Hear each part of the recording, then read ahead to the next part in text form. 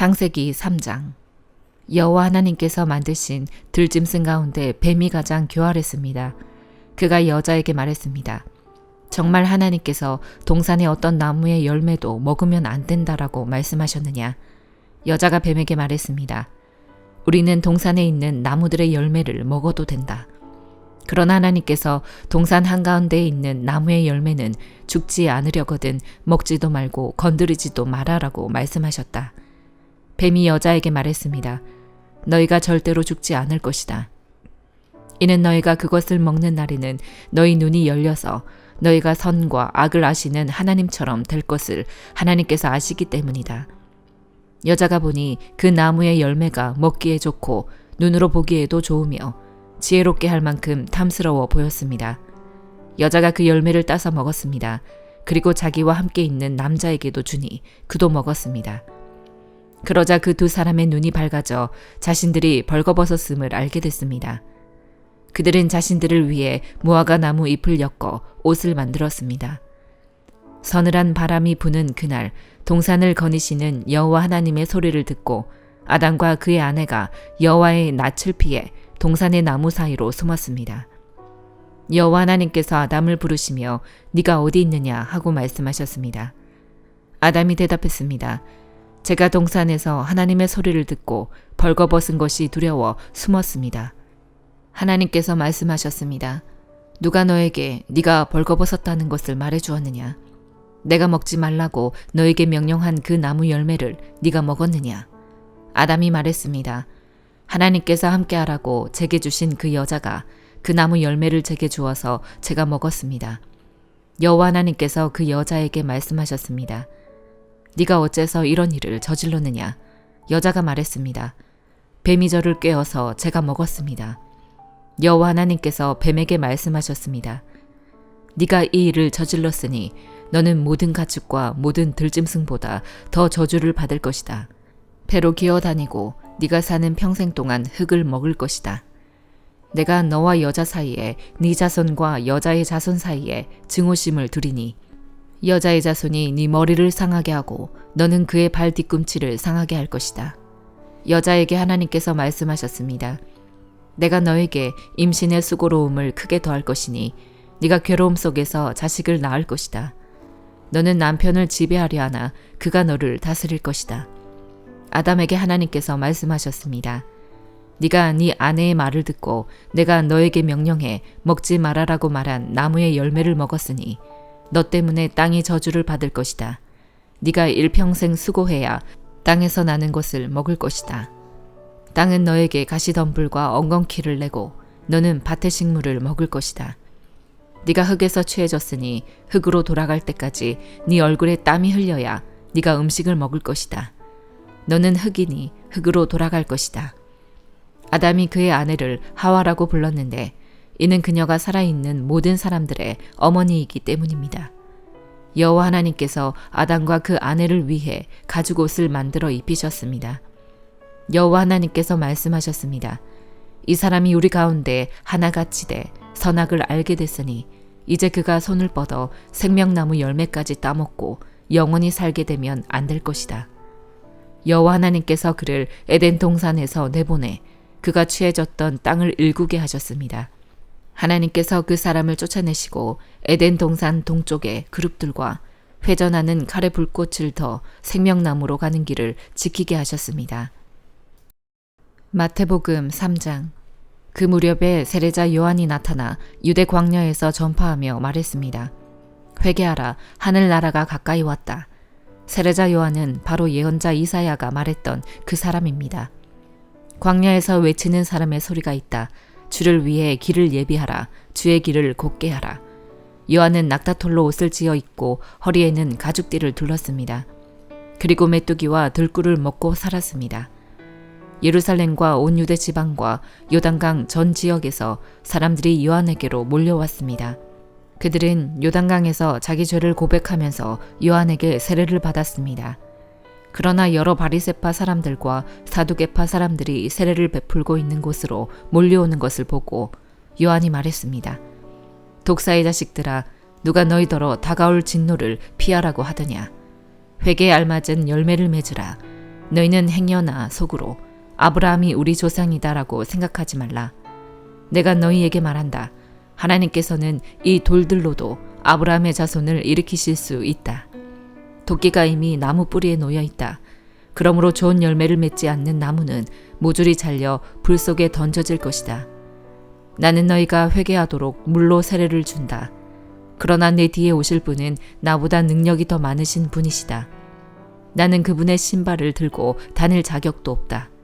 그분은 너희에게 성령과 불로 세례를 주실 것이다. 그분이 손에 키를 들고 타작마당을 깨끗이 해 좋은 곡식은 모아 창고에 두고 죽정이는 꺼지지 않는 불에 태우실 것이다. 그때 예수께서 요한에게 세례를 받으시려고 갈릴리에서 요단강으로 오셨습니다. 그러나 요한은 이를 말리면서 예수께 말했습니다.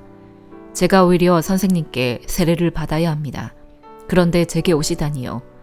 예수께서 대답하셨습니다. 지금은 그렇게 하도록 하여라.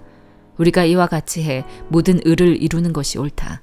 그러자 요한은 그대로 따랐습니다. 예수께서 세례를 받으시고 물속에서 올라오셨습니다.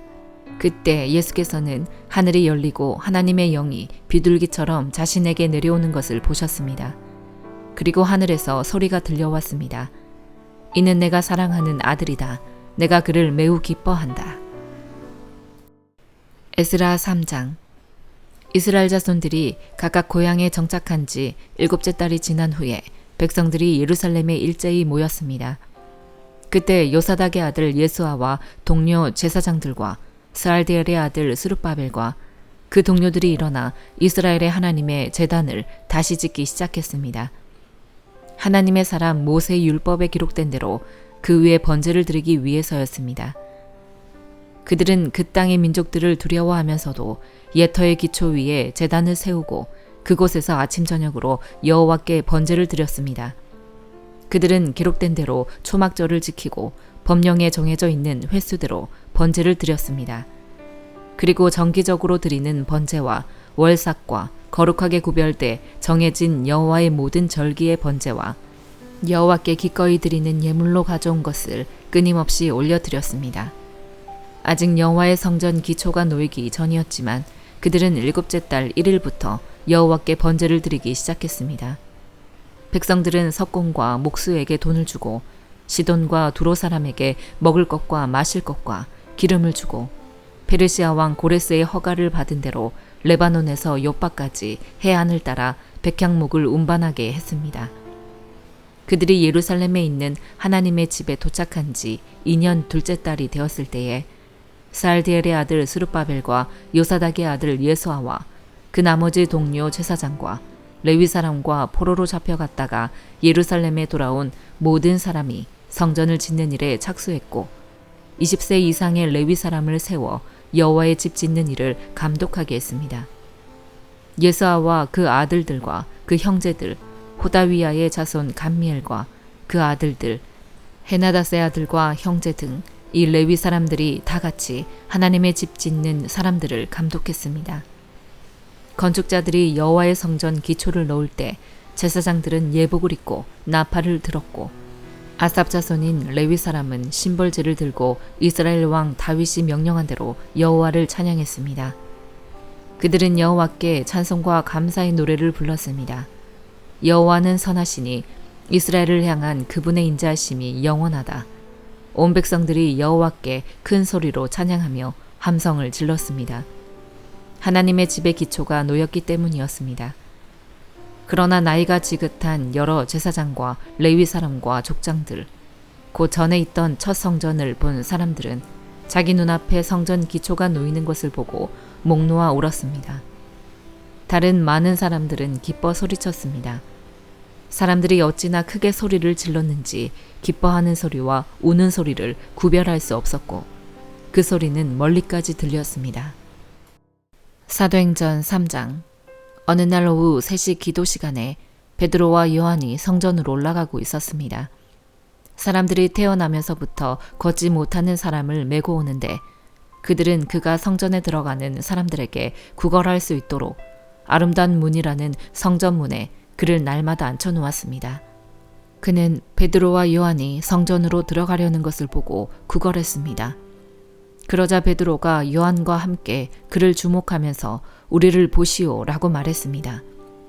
그는 그들에게서 무엇을 얻을까 하고 그들을 쳐다보았습니다. 베드로가 은과 금은 내게 없으나 내게 있는 것을 당신에게 주겠소. 나사렛 예수 그리스도의 이름으로 일어나 걸으시오 라고 말하고 그의 오른손을 잡아 일으키니 그의 발과 발목이 곧 힘을 얻어 뛰어 일어나 걷기 시작했습니다.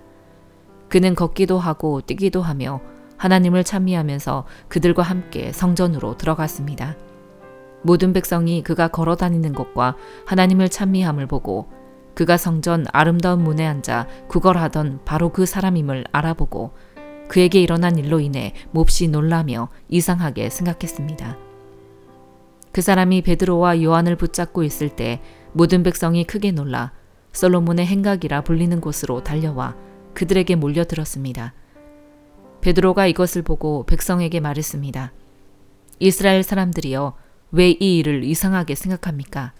또 우리 자신의 능력과 경건으로 이 사람을 걷게 한 것처럼 왜 우리를 주목합니까? 아브라함과 이삭과 야곱의 하나님, 곧 우리 조상의 하나님께서 그분의 종 예수를 영화롭게 하셨습니다. 그러나 여러분은 일찍이 그를 넘겨주었고 빌라도가 놓아주기로 판결했음에도 당신들은 빌라도 앞에서 그것을 부인했습니다.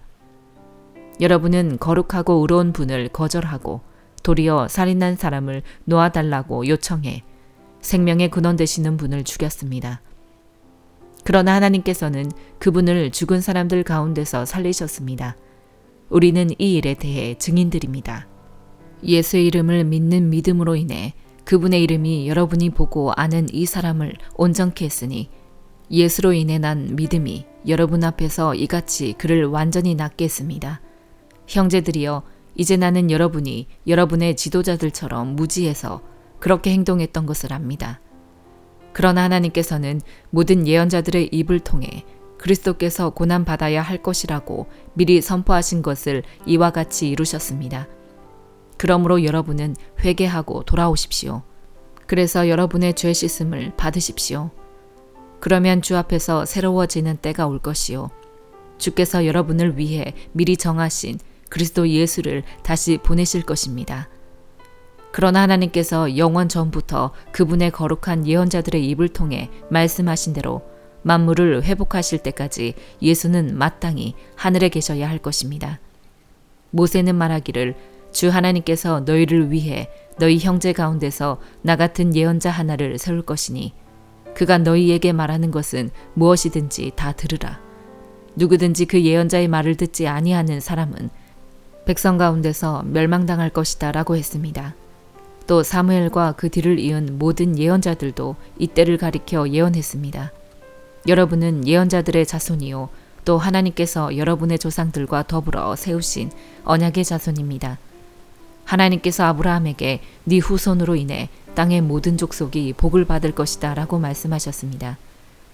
하나님께서 여러분의 악으로부터 각자 돌아서게 하셔서 여러분에게 복 주시려고 자기의 종을 세워 여러분에게 먼저 그를 보내셨습니다. 아멘.